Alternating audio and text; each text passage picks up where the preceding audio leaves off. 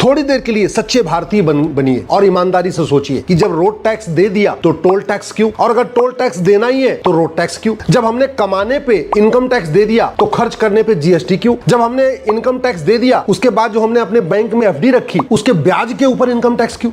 इस घटिया टैक्स मकड़जाल के कारण सब परेशान, लूट हो रही है, भ्रष्टाचार हो रहा है, लेकिन ये सिस्टम नहीं बदला जा रहा है। अगर सरकार चाहे, अगर समाज चाहे, अगर सब लोग मिलकर आवाज उठाए तो भारत में सारे टैक्स खत्म करके वन नेशन वन टैक्स लागू हो सकता है। जरूरत ही नहीं, ना इनकम टैक्स की जरूरत है, ना टोल टैक्स की जरूरत है, ना रोड टैक्स की जरूरत है, ना वैट की जरूरत है, ना टीडीएस की जरूरत, ना इनकम टैक्स डिपार्टमेंट की जरूरत है क्योंकि नॉन प्रोडक्टिव डिपार्टमेंट है, ना जीएसटी डिपार्टमेंट की जरूरत है क्योंकि भी नॉन प्रोडक्टिव डिपार्टमेंट है। इसका जीडीपी में कोई योगदान नहीं, केवल पैसा इकट्ठा करता है। और सरकार को मैं कह रहा हूं, जिसमें वन नेशन वन टैक्स की बात कर रहा हूं, सरकार की इनकम दुगनी हो जाएगी और जनता का टेंशन खत्म हो जाएगा। 100 रुपए से बड़ी नोट बंद हो जाए, 5,000 रुपए से महंगे सामान का कैश लेन देन बंद हो जाए और 50,000 रुपए से महंगी प्रॉपर्टी आधार से लिंक कर दी जाए तो भ्रष्टाचार खत्म हो जाएगा, टैक्स चोरी खत्म हो जाएगा और उसके बाद केवल 2% एक्सपेंडिचर टैक्स लगा दिया जाए। इतना ही करना है, बहुत ज्यादा नहीं करना है। मतलब जितना ये मकड़जाल है कानून सारे खत्म, आम जनता भी खुश और सरकार की आय डबल दुगुनी आय। मैं कह रहा हूं सरकार इस सिस्टम को लागू करके पायलट बेसिस पे एक बार देख ले,